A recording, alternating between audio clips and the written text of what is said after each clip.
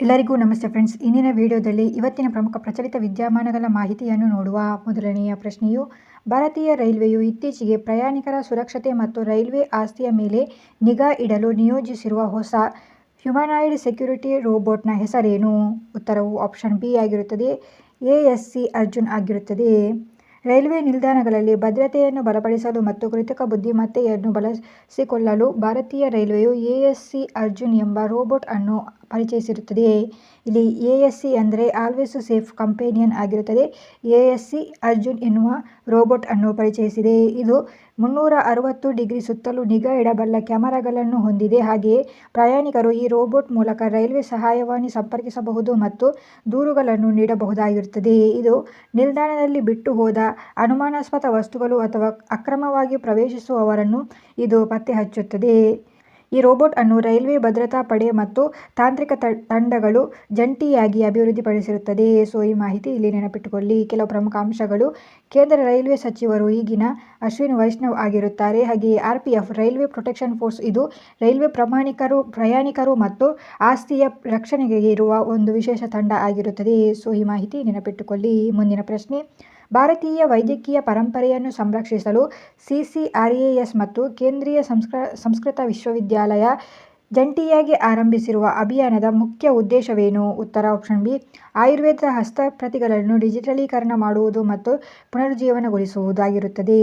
ಇದರ ಬಗ್ಗೆ ಮಾಹಿತಿಯು, ಆಯುಷ್ ಸಚಿವಾಲಯದ ಅಡಿಯಲ್ಲಿ ಬರುವ CCRAS central council for research in ayurvedic science ಮತ್ತು ಕೇಂದ್ರೀಯ ಸಂಸ್ಕೃತ ವಿಶ್ವವಿದ್ಯಾಲಯವು ಇತ್ತೀಚೆಗೆ ಒಂದು ಮಹತ್ವದ ಒಪ್ಪಂದಕ್ಕೆ ಸಹಿ ಹಾಕಿರುತ್ತದೆ. ಇದರಿಂದ ಭಾರತದ ವಿವಿಧ ಭಾಗಗಳಲ್ಲಿ ಹರಡಿರುವ ಇನ್ನೂ ಪ್ರಕಟವಾಗದ ಸಾವಿರಾರು ಆಯುರ್ವೇದದ ಹಸ್ತಪ್ರತಿಗಳನ್ನು ಪತ್ತೆ ಹಚ್ಚುವುದು ಇದರ ಮೊದಲ ಗುರಿಯಾಗಿರುತ್ತದೆ.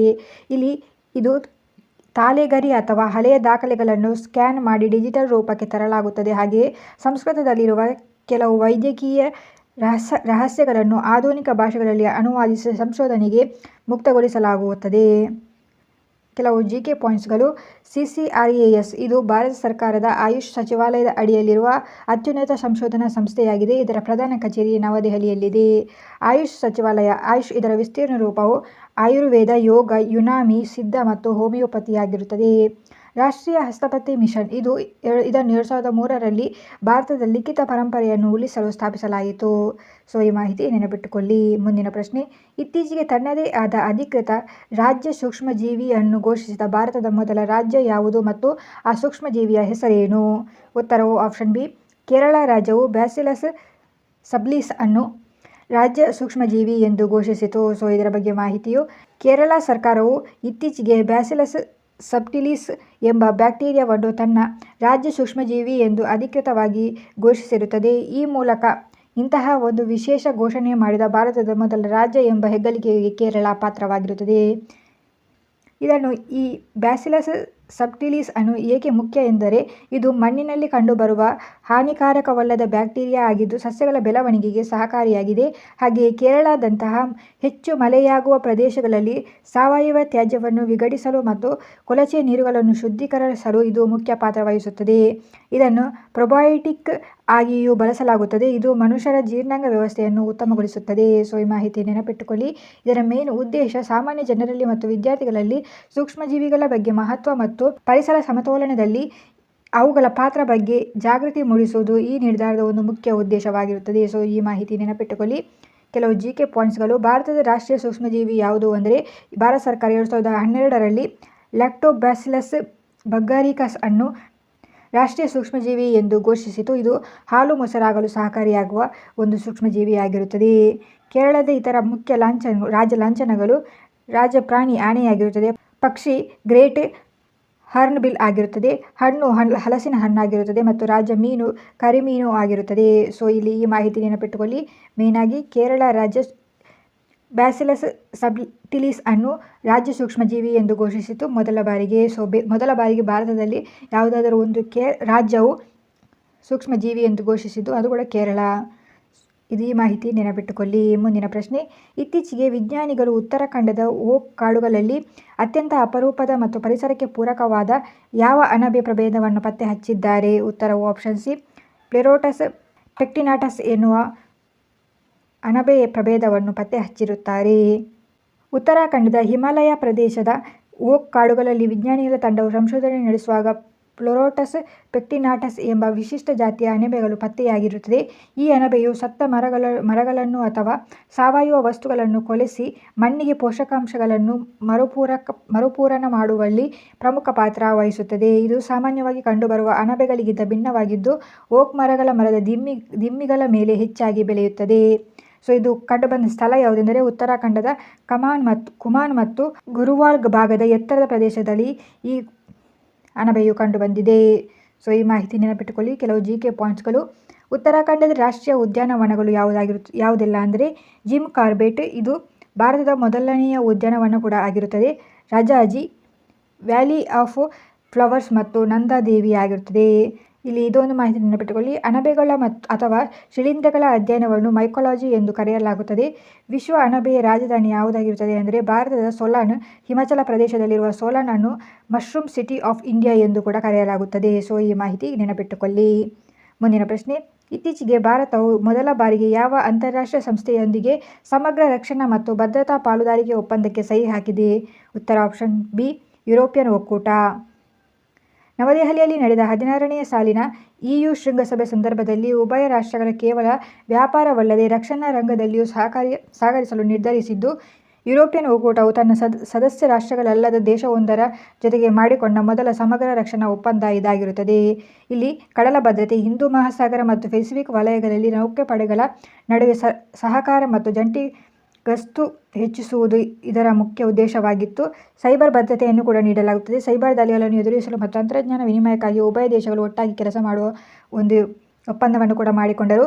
ಬಾಹ್ಯಾಕಾಶ ರಕ್ಷಣೆ, ಸ್ಯಾಟಲೈಟ್ ಡೇಟಾ ಹಂಚಿಕೆ ಮತ್ತು ಬಾಹ್ಯಾಕಾಶ ಸಂಶೋಧನೆಗಳಲ್ಲಿ ಭದ್ರತಾ ಆಯಾಮಗಳನ್ನು ಅಳವಡಿಸಿಕೊಳ್ಳುವ ಒಪ್ಪಂದವನ್ನು ಕೂಡ ಮಾಡಿಕೊಳ್ಳಲಾಯಿತು. ರಕ್ಷಣಾ ಉತ್ಪಾದನೆ, ಭಾರತದಲ್ಲಿ ರಕ್ಷಣಾ ಉಪಕರಣಗಳನ್ನು ತಯಾರಿಕೆಯಾಗಿ ಯುರೋಪಿಯನ್ ಕಂಪನಿಗಳ ಹೂಡಿಕೆಗೆ ಹೆಚ್ಚಿನ ಉತ್ತೇಜನ ಸಿಗಲಿರುವ ಬಗ್ಗೆ ಕೂಡ ಒಪ್ಪಂದವನ್ನು ಮಾಡಿಕೊಳ್ಳಲಾಯಿತು. ಕೆಲವು ಪಾಯಿಂಟ್ಸ್ಗಳು. EUನ ಪ್ರಧಾನ ಕಚೇರಿ ಬೆಲ್ಜಿಯಂನಲ್ಲಿದೆ. ಯುರೋಪಿಯನ್ ಒಕ್ಕೂಟದಲ್ಲಿ ಒಟ್ಟಾಗಿ 27 ರಾಷ್ಟ್ರಗಳು ಇವೆ.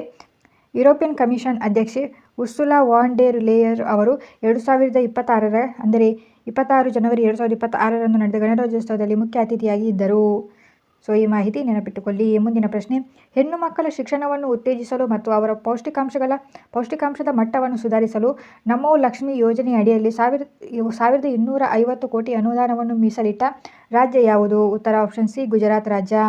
ಗುಜರಾತ್ ಸರ್ಕಾರವು ತನ್ನ 2025-26ರ ಬಜೆಟ್ನಲ್ಲಿ ಹೆಣ್ಣು ಮಕ್ಕಳ ಮಾಧ್ಯಮಿಕ ಮತ್ತು ಉನ್ನತ ಮಾಧ್ಯಮಿಕ ಶಿಕ್ಷಣವನ್ನು ಉತ್ತೇಜಿಸಲು ನಮೋ ಲಕ್ಷ್ಮಿ ಯೋಜನೆಗಾಗಿ ಬೃಹತ್ ಮೊತ್ತವನ್ನು ಘೋಷಿಸಿರುತ್ತಾರೆ. ಈ ಯೋಜನೆಯಲ್ಲಿ ಉದ್ದೇಶವು 9ರಿಂದ 12ನೇ ತರಗತಿ ವ್ಯಾಸಂಗ ಮಾಡುತ್ತಿರುವ ಹೆಣ್ಣು ಮಕ್ಕಳನ್ನು ದಾಖಲಾತಿಯನ್ನು ಹೆಚ್ಚಿಸುವುದಾಗಿರುತ್ತದೆ. ಇದು ಕಿಶೋರಾವಸ್ಥೆಯಲ್ಲಿರುವ ಹೆಣ್ಣು ಮಕ್ಕಳಿಗೆ ಪೌಷ್ಟಿಕಾಂಶದ ಮಟ್ಟವನ್ನು ಸುಧಾರಿಸುತ್ತದೆ. ಈ ಯೋಜನೆಯಡಿಯಲ್ಲಿ ಅರ್ಹ ಹೆಣ್ಣು ಮಕ್ಕಳಿಗೆ 4 ವರ್ಷಗಳ ಅವಧಿಯಲ್ಲಿ ಒಟ್ಟು 50,000ವರೆಗೆ ಆರ್ಥಿಕ ಸಹಾಯವನ್ನು ನೀಡಲಾಗುತ್ತದೆ. ಈ ಮಾಹಿತಿ ನೆನಪಿಟ್ಟುಕೊಳ್ಳಿ. ಇಲ್ಲಿ ಕೆಲವು ಮಾಹಿತಿಗಳು. ಬೇಟಿ ಬಚಾವ್ ಬೇಟಿ ಪಢಾವೋ ಯೋಜನೆ. ಈ ರಾಷ್ಟ್ರೀಯ ಅಭಿಯಾನವು 2015ರಲ್ಲಿ ಹರಿಯಾಣದ ಪಾಣಿಪತ್ನಲ್ಲಿ ಪ್ರಾರಂಭಿಸಲಾಯಿತು. ಮೇನಾಗಿ ನೆನಪಿಟ್ಟುಕೊಳ್ಳಿ, ಏಕೆಂದರೆ ಇದು ಹೆಚ್ಚು ಬಾರಿ ಎಕ್ಸಾಮ್ಸ್ನಲ್ಲಿ ಕೇಳುವ ಸಾಧ್ಯತೆಗಳು ಇರುತ್ತದೆ. ಗುಜರಾತ್ನ ಮುಖ್ಯಮಂತ್ರಿ ಭೂಪೇಂದ್ರ ಪಟೇಲ್ ಆಗಿರುತ್ತಾರೆ. ಶಿಕ್ಷಣ ಹಕ್ಕು. ಸಂವಿಧಾನದ ವಿಧಿ 21A ಅಡಿಯಲ್ಲಿ 6ರಿಂದ 14 ವರ್ಷದ ಮಕ್ಕಳಿಗೆ ಉಚಿತ ಮತ್ತು ಕಡ್ಡಾಯ ಶಿಕ್ಷಣ ಹಕ್ಕನ್ನು ನೀಡಲಾಗುತ್ತದೆ. ಮುಂದಿನ ಪ್ರಶ್ನೆಯು, ಪೂರ್ವ ಹಿಮಾಲಯದಲ್ಲಿ ಸಂಭವಿಸುವ ಹಿಮನದಿ ಸರೋವರಗಳ ಸ್ಫೋಟದ ಪ್ರವಾಹವನ್ನು ಮತ್ತು ಹಿಮನದಿಗಳ ಅಪಾಯಗಳನ್ನು ಪತ್ತೆ ಹಚ್ಚಲು ಹೊಸ ತಂತ್ರಜ್ಞಾನಗಳನ್ನು ಅಭಿವೃದ್ಧಿಪಡಿಸಿದ ಶಿಕ್ಷಣ ಸಂಸ್ಥೆ ಯಾವುದು? ಉತ್ತರವು ಆಪ್ಷನ್ ಬಿ, IIT ಗುವಾಹಟಿ ಸಂಸ್ಥೆ. ಹವಾಮಾನ ಬದಲಾವಣೆಯಿಂದಾಗಿ ಹಿಮಾಲಯದ ಹಿಮನದಿಗಳು ವೇಗವಾಗಿ ಕರಗುತ್ತಿದೆ. ಇದರಿಂದ ಹಿಮನದಿ ಸರೋವರಗಳು ಸೃಷ್ಟಿಯಾಗುತ್ತಿದ್ದು ಹಠಾತ್ತನೆ ಒಡೆದು ಭೀಕರ ಪ್ರವಾಹ ಉಂಟು ಮಾಡುತ್ತದೆ. ಇದನ್ನು ತಡೆಯಲು IIT ಗುವಾಹಟಿ ಸಂಶೋಧಕರು ಹೊಸ ಮಾದರಿಯನ್ನು ಅಭಿವೃದ್ಧಿಪಡಿಸಿರುತ್ತಾರೆ. Remote sensing. ಇದು ಸ್ಯಾಟಲೈಟ್ ಡೇಟಾ ಮತ್ತು ರಿಮೋಟ್ ಸೆನ್ಸಿಂಗ್ ತಂತ್ರಜ್ಞಾನವನ್ನು ಬಳಸಿ ಸರೋವರಗಳ ಗಾತ್ರ ಮತ್ತು ನೀರಿನ ಒತ್ತಡದ ನಿರಂತರವಾಗಿ ಗಮನಿಸುತ್ತದೆ. ಹಾಗೆಯೇ ಸರೋವರವು ಒಡೆಯುವ ಸಾಧ್ಯತೆ ಇದ್ದಲ್ಲಿ ಈ ತಂತ್ರಜ್ಞಾನವು ಮೊದಲೇ ಎಚ್ಚರಿಕೆ ನೀಡುತ್ತದೆ. ಇದರಿಂದಾಗಿ ಜೀವಹಾನಿ ತಪ್ಪಿಸಬಹುದಾಗಿರುತ್ತದೆ. ಇದು ಮುಖ್ಯವಾಗಿ ಪೂರ್ವ ಹಿಮಾಲಯದ ಅಂದರೆ ಸಿಕ್ಕಿಂ ಮತ್ತು ಅರುಣಾಚಲ ಪ್ರದೇಶ ಭಾಗಗಳಲ್ಲಿ ಅಳವಡಿಸಲು ವಿನ್ಯಾಸಗೊಳಿಸಲಾಗಿರುತ್ತದೆ. ಹೆಚ್ಚಿನ ಮಾಹಿತಿಗಳು. ಹಿಮಾಲಯದ ಹಿಮನದಿಗಳು. ಹಿಮಾಲಯವನ್ನು ಜಗತ್ತಿನ 3ನೇ ಧ್ರುವ ಥರ್ಡ್ ಪೋಲ್ ಎಂದು ಕರೆಯಲಾಗುತ್ತದೆ ಏಕೆಂದರೆ ಇಲ್ಲಿ ಅತಿ ಹೆಚ್ಚು ಮಂಜುಗಡ್ಡೆಯ ಸಂಗ್ರಹವಿದೆ. ಸಿಯಾಚಿನ್ ಇದು ಭಾರತದ ಅತಿ ಉದ್ದದ ಮತ್ತು ವಿಶ್ವದ ಅತಿ ಎತ್ತರದ ಯುದ್ಧಭೂಮಿಯಾಗಿರುವ ಹಿಮನದಿಯಾಗಿದೆ. ಸೊ ಈ ಮಾಹಿತಿ ನೆನಪಿಟ್ಟುಕೊಳ್ಳಿ. ಮುಂದಿನ ಪ್ರಶ್ನೆ, ಪ್ರತಿ ವರ್ಷ ವಿಶ್ವದಾದ್ಯಂತ ಯಾವ ದಿನಾಂಕದಂದು ಅಂತಾರಾಷ್ಟ್ರೀಯ ದತ್ತಾಂಶ ಗೌಪ್ಯತೆ ದಿನ ಅಥವಾ ಡೇಟಾ ಪ್ರೊಟೆಕ್ಷನ್ ಡೇ ಅನ್ನು ಆಚರಿಸಲಾಗುತ್ತದೆ? ಉತ್ತರವು ಬಿ. ಜನವರಿ 28ರಂದು. ಡಿಜಿಟಲ್ ಯುಗದಲ್ಲಿ ವೈಯಕ್ತಿಕ ಮಾಹಿತಿ ಸುರಕ್ಷತೆ ಮತ್ತು ಗೌಪ್ಯತೆಯ ಬಗ್ಗೆ ಜಾಗೃತಿ ಮೂಡಿಸಲು ಪ್ರತಿ ವರ್ಷ ಜನವರಿ 28ರಂದು ಈ ದಿನವನ್ನು ಆಚರಿಸಲಾಗುತ್ತದೆ. ಇದರ ಇತಿಹಾಸವು ಜನವರಿ 28, 1981ರಂದು ಯುರೋಪಿಯನ್ ಕೌನ್ಸಿಲ್ ದತ್ತಾಂಶ ಸಂರಕ್ಷಣೆಗಾಗಿ ಮೊದಲ ಬಾರಿಗೆ ಕನ್ವೆನ್ಷನ್ 108ಗೆ ಸಹಿ ಹಾಕಿತು. ಅದರ ನೆನಪಿಗಾಗಿ 2007ರಿಂದ ಈ ದಿನವನ್ನು ಆಚರಿಸುತ್ತಾ ಬರುತ್ತಿದೆ. ಭಾರತವು ಇತ್ತೀಚೆಗೆ ಡಿಜಿಟಲ್ ವೈಯಕ್ತಿಕ ದತ್ತಾಂಶ ಸಂರಕ್ಷಣಾ ಕಾಯ್ದೆ 2023 ಅನ್ನು ಜಾರಿಗೆ ತಂದಿದೆ. ಇದರ ಮುಖ್ಯ ಉದ್ದೇಶ ಇಂಟರ್ನೆಟ್ ಬಳಸುವಾಗ ನಮ್ಮ ಪಾಸ್ವರ್ಡ್ಗಳು, ಬ್ಯಾಂಕ್ ವಿವರಗಳು ಮತ್ತು ವೈಯಕ್ತಿಕ ಮಾಹಿತಿಗಳನ್ನು ಹ್ಯಾಕರ್ಗಳಿಂದ ಹೇಗೆ ಸುರಕ್ಷಿತವಾಗಿಡಬೇಕು ಎನ್ನುವ ಬಗ್ಗೆ ಜನರಿಗೆ ತಿಳಿಸುವುದು ಇದರ ಮುಖ್ಯ ಉದ್ದೇಶವಾಗಿರುತ್ತದೆ. ಸೊ ಇಲ್ಲಿ ಇದಾಗಿತ್ತು ಇವತ್ತಿನ ಕರೆಂಟ್ ಅಫೇರ್ಸ್ಗಳು. ಪ್ರತಿದಿನದ ಕರೆಂಟ್ ಅಫೇರ್ಸ್ಗಳಿಗಾಗಿ ನಮ್ಮ ಚಾನಲನ್ನು ಸಬ್ಸ್ಕ್ರೈಬ್ ಮಾಡ್ಕೊಳ್ಳಿ. ಹಾಗೆ ಈ ವಿಡಿಯೋ ನಿಮಗೆ ಇನ್ಫಾರ್ಮೇಟಿವ್ ಆಗಿದ್ದರೆ ಈ ವಿಡಿಯೋಗೆ ಒಂದು ಲೈಕ್ ಮಾಡಿ. Thank you.